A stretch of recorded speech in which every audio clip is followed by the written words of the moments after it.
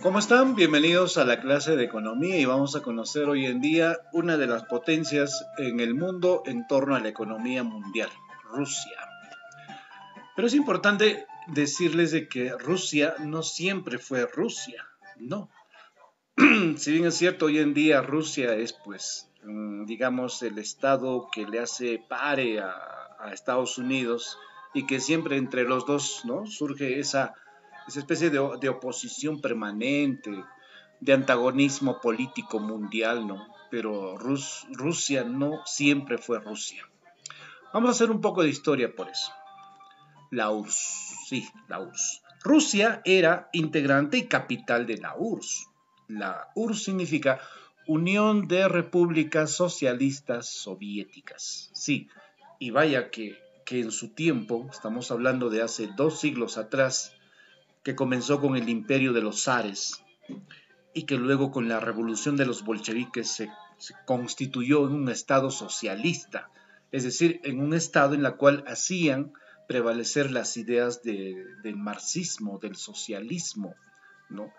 Y de las filosofías que impulsaban a la igualdad, a la comunidad, tanto así que Rusia era una especie de modelo mundial en la cual se pretendía ser que todo era comunista, o sea, que toda la sociedad era para iguales, y que la revolución contra los zares, que quienes dominaron a la URSS cerca de 2 siglos, a 3 siglos, bueno, fuera desechada, porque los zares eran pues una especie de gente que sometía a todos los soviets de manera tan ruin y que, bueno, pues por eso se forjó la revolución de los bolcheviques. Revolución basada en el socialismo, basada en el comunismo, ¿no? De que el pueblo debe llegar al poder y que el pueblo debe tener el poder, ¿no? Por eso que esta revolución fue impulsada pues por Marx, por Engels y su principal líder, Lenin, que posteriormente llegó al poder, ¿no? Y vaya, pues que estando en el poder se vio la magnitud real, la magnitud, digamos, no buena, equivocada de lo que fue pues el marxismo, el socialismo de Estado, ¿no? Entonces, eso fue. Y vaya que la URSS en su momento, pues, realmente fue tan grande y tan poderosa en el mundo, pero a costa de la explotación y misericordia a su pueblo, ¿no? Que son pues millones, ¿no? Entonces, esta unión de repúblicas socialistas soviéticas que eran impulsadas y que en algún momento llegó a estar entre ese quiebre, ¿no? Quiebre mundial entre Estados Unidos y la URSS, permanente quiebre, bueno, cayó, ¿no? Cayó. ¿Cuáles fueron las causas que provocaron esta caída? Bueno, primero el fin de la Guerra Fría tuvo su origen en dos fundamentos razones. Uno, la decadencia económica y dos, la inexistencia del soporte democrático. El pueblo soviético dejó de sufrir desde la caída de los zares para empezar a sufrir el aprendizaje de una nueva aventura.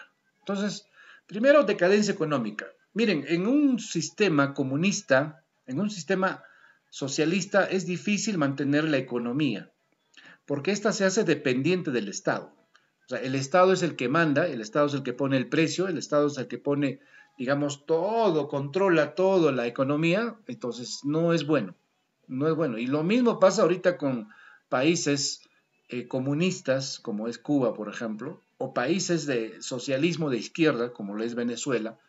Eh, por ejemplo, estos países controlan toda la economía de su jurisdicción y eso hace inevitable pues una caída y una crisis, porque tú no puedes pues inventando billetes, inventando monedas, sostener la economía de tu pueblo, no, no, es imposible. La economía tiene que ser abierta, tiene que ser no tanto dependiente de otros capitales, pero sí interdependiente.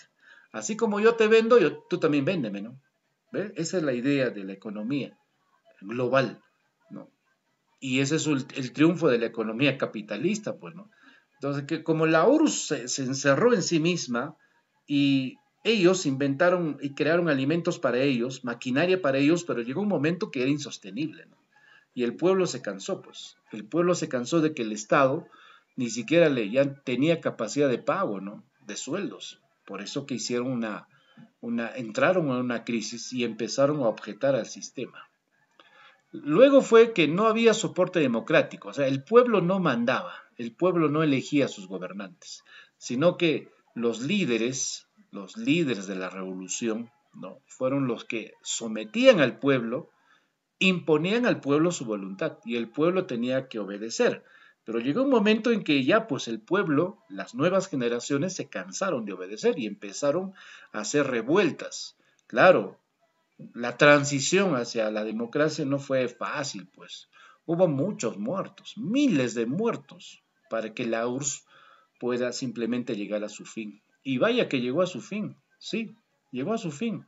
La URSS se desmembró, o sea, se separaron, como ya no hicieron caso a la capital en la cual los líderes se imponían, entonces cada pueblo, ¿no? Pronunció su independencia. Se hicieron libres del Estado de la URSS. Sí, buscaron su independencia. Simplemente se generaron estados independientes y eso terminó por liquidar a la gran URSS de hace un siglo atrás, ¿no? Entonces, por eso que Estonia, Letonia, Lituania, Bielorrusia, Ucrania, Georgia, Armenia, Azerbaiyán, Moldavia, Turkmenistán, Uzbekistán, Tayikistán, Kirguistán, Kazajistán, todos estos son estados ahora, son países que se salieron de la gran URSS, incluyendo a Rusia, que se mantuvo y que tiene actualmente pues todavía una preferencia geográfica tremenda, ¿no? Sí, estos son países pequeños, pero que son libres, son estados independientes. Y cayó la URSS, cayó todo y cada uno se hizo, pero antes habría que recordar la famosa frase de la perestroika. Sí, el último presidente de la URSS fue Mikhail Gorbachev, o Gorbachev, y él instauró la perestroika, es decir, abrió la URSS a capitales mundiales para que ingresen. Pero ya era tarde, pues, porque los pueblos como Kazajistán, Kirguistán, Tayikistán y los demás buscaron su independencia. Y esta independencia de Rusia también fue pues una guerra interna, ¿no? Por ejemplo, hoy día sabemos por investigación de historia las matanzas que hubo, por ejemplo, en Estonia, claro, en Lituania, en Ucrania, ni qué decir, la masacre que hubo a muchos ucranianos, ¿no? De parte de Rusia. En realidad, la independencia de estos estados les costó también muchas muertes, miles de vidas desaparecidos hasta ahora, ¿no? Ahora, algunos dirán, pero profesor, ¿por qué no pasó lo mismo con China? Si China también es comunista, China eleva sus colores y sus símbolos de comunismo. Es que China es un país políticamente comunista, pero capitalista en su mercado. O sea, en su economía es capitalista. Por eso que China negocia con todo el planeta, pero no se cierra, ¿no? Como lo hizo la URSS. La URSS se cerró y pensó que era un planeta dentro de un planeta y que podía encontrar fuentes de abastecimiento de todo, pero al final se murieron de hambre, pues, porque no llegaron a comerciar con los demás. Y como no había democracia, no elegían, es peor todavía.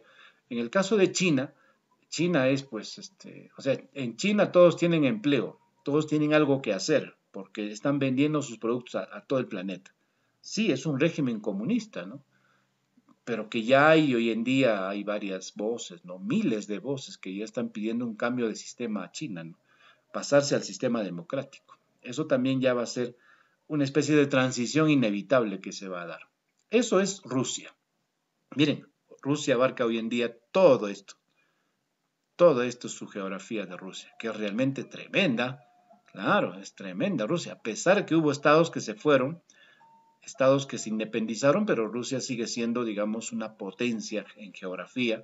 Y vamos a ver de que hay un gobierno liderado por Vladimir Putin, que ya está por decisión y elección democrática, a pesar de que hay pues objeciones a su gobierno, pero Putin ya es 20 años en el poder, ¿no? Elegido 3 veces en elecciones.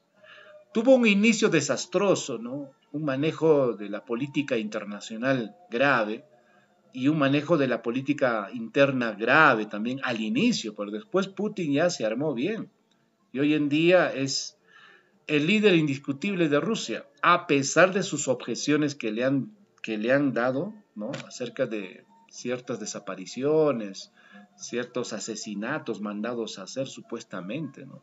Pero Vladimir Putin es el líder, ¿sí? Es un líder permanente, ya va 20 años en el poder.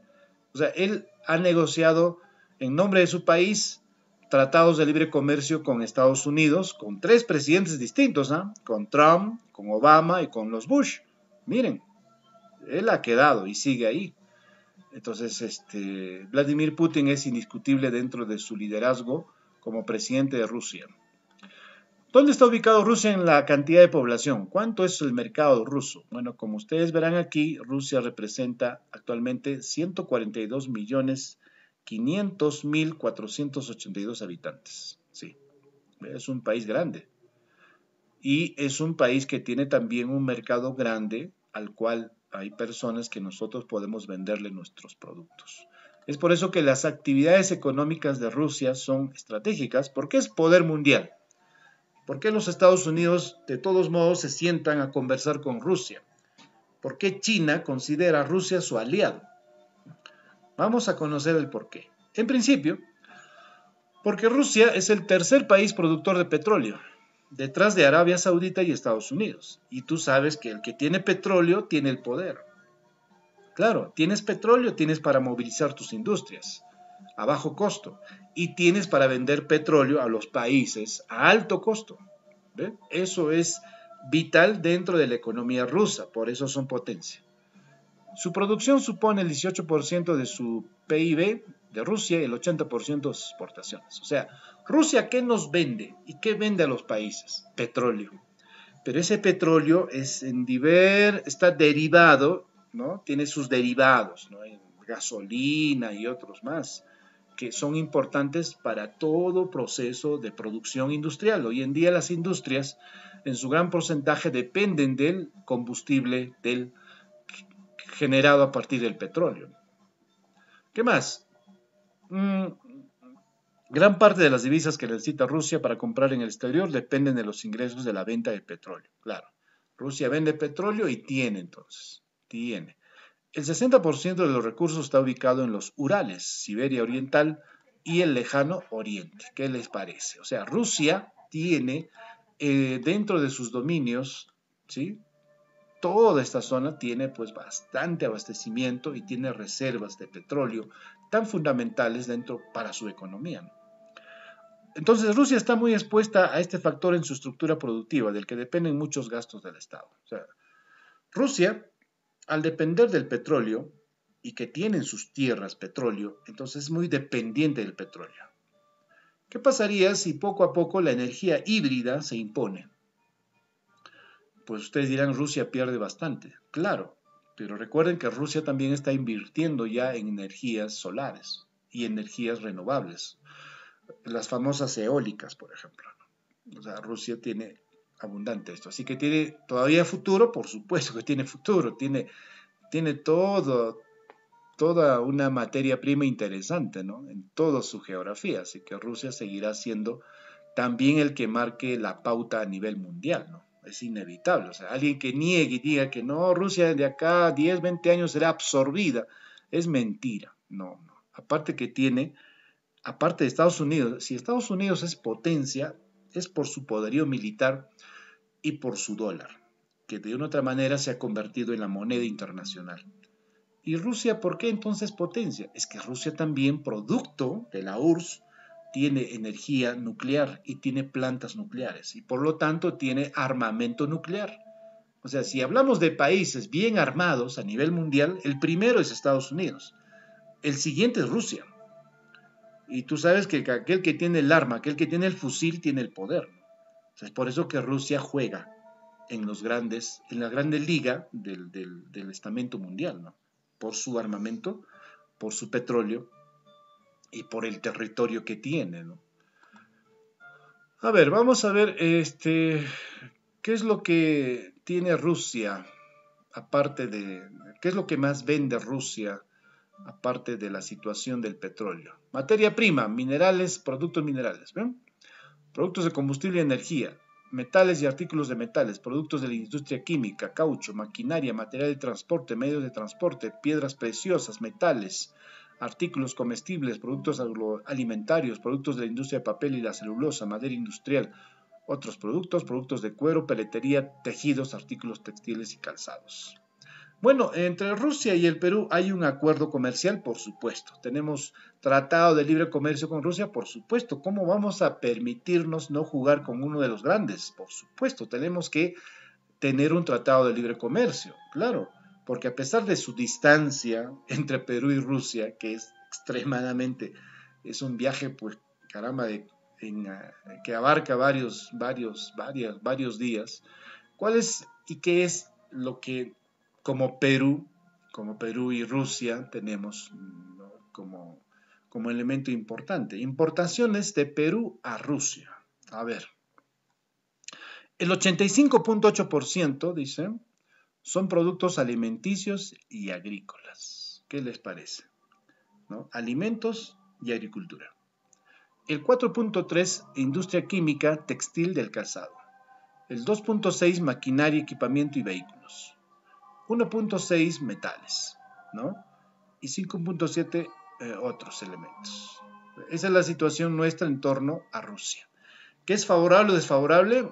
Yo creo que mientras podamos venderle a un país, ¿no?, y mientras este país pueda ofrecernos también, es favorable, ¿no? O sea, ¿qué nos compra Rusia? Rusia nos compra minerales, productos minerales, combustible, metales y artículos. Mira, y nuestro intercambio comercial, nuestra importación de Perú a Rusia, miren, nosotros le vendemos alimentos, productos agrícolas a Rusia. Entonces, todo nuestro mercado de producción alimenticia, en su gran mayoría va a Rusia. O sea, debemos agradecerle a los rusos que nos compran productos alimenticios. Ahora, ¿por qué nos compran productos alimenticios? Porque en su país no hay, pues, porque en su país si bien es cierto, es una geografía llena casi de nevada, de nevados, de ríos y agua dulce. Sin embargo, pues carecen de actividad agropecuaria eficiente.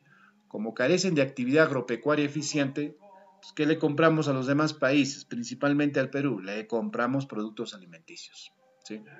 Eso es lo que le vendemos a Rusia, en su gran mayoría. Y vamos a permanecer en eso siempre y cuando las relaciones comerciales sean todavía vigentes. Sí, es carísimo trasladar productos alimenticios a Rusia, pero lo estamos haciendo como país. Hay empresarios que venden muchísimo a Rusia y su trato es directo. ¿Conviene? Por supuesto que conviene. A Rusia lo hemos conocido más en el mundial que organizaron, en el mundial de fútbol que organizaron, ¿cierto? Claro, en la cual nuestra selección fue y participó, ¿no? Producto de una clasificación tan sufrida que todos hemos vivido. Por eso hemos conocido más a Rusia, pero ahora conocemos que también le llevamos no solamente fútbol, sino cada año, cada mes, le llevamos productos alimenticios. Ellos nos compran productos alimenticios. Ahora bien, ¿qué ha pasado? También Rusia ha sido famosa y está vigente dentro del partido anti-COVID con la famosa creación y puesta ya en venta de su famosa vacuna anti-COVID Sputnik, quienes ya han comenzado a fabricarla y hoy en día pues tiene una especie de negociación comercial con muchos países, ¿no? Y sin duda el Perú también ya ha firmado un acuerdo de cooperación y de compra-venta de este producto, ¿no?, para lo que significa enfrentar la pandemia. Es por eso que Rusia juega a nivel mundial, sí. Vladimir Putin y el líder chino, bueno, pues son socios comerciales también. ¿Por qué? Porque saben muy bien ellos que podrían ser líderes en el futuro, absolutos, de todo el mercado global. Claro, porque China tiene toda la tecnología y Rusia tiene la materia prima. Mira, si tú ves el mapa, si yo te produzco petróleo y China está cerca, pues, ¿a quién le vendo el petróleo y a buen precio? A China, pues. aparte que es mi aliado, y aparte que me sale me sale barato llevar petróleo hasta aquí. A Rusia no le conviene mucho vender su petróleo a Estados Unidos, primero porque Estados Unidos tiene petróleo, y tiene no solamente acá en Estados Unidos, sino también tiene en varios lugares del planeta que ha intervenido Estados Unidos. Ni qué decir Rusia. Entonces, Rusia le conviene vender petróleo a países como China. ¿Para qué? Para que haya intercambio, no solamente comercial, sino también de tecnología. Claro, el objetivo es apagarlo a Estados Unidos, ¿no? Pero Rusia juega bien. Rusia juega con los dos. Así es, Vladimir Putin es un excelente negociador, claro.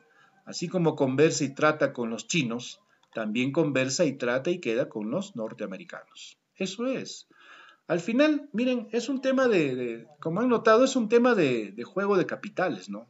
Acá no se trata ya de que si me caes bien o me caes mal, ¿no? Acá es un juego de capitales. Y Rusia tiene mucho que vender, no solamente a China, sino también a Estados Unidos, que para ellos son dos aliados, entre comillas, aliados que en las cuales se tiene que trabajar bonito, ¿no? Porque de lo contrario les iría mal también, ¿no? Y eso lo sabe muy bien su actual líder, Vladimir Putin. Ahora, ya dentro de Rusia, de su país, hay objeciones al gobierno de Vladimir Putin. Sí, hay una especie de, incluso, ¿no?, de sucesión del poder ya en otro líder o otra lideresa, ¿no? Pero actualmente quien juega en nombre de Rusia es Vladimir Putin con los poderosos del planeta. Eso es Rusia y toda la influencia que tiene en nosotros comercialmente, que dependemos de Rusia, por supuesto, ¿no? Un productor de alimentos del Perú que está pensando seriamente vender en el extranjero, Rusia es un mercado, pero importante. Sí, tiene que mirar ahí, definitivamente. Vamos al reto de la semana. Vas a realizar un resumen de lo expuesto, máximo 10 líneas, por favor, bien clara tus ideas acerca de todo lo que significa Rusia como elemento comercial con Estados Unidos y que es vital en el juego mundial con China y también pues cómo es la situación entre nosotros y Rusia, ¿no? Claro, es importante vender al mundo, o sea, nuestros productos al mundo, porque eso genera que nuestra economía suba. Es importante. O sea, tú tienes que convencerte que tenemos que vender al mundo nuestra materia prima, nuestra artesanía, nuestro turismo. Eso es vital, porque si no, nos va a pasar igual que la URSS, vamos a desaparecer. Sí, por eso que es vital mantener siempre, ¿qué cosa? Una visión global de la economía. Si no, estamos fritos. Será hasta la próxima.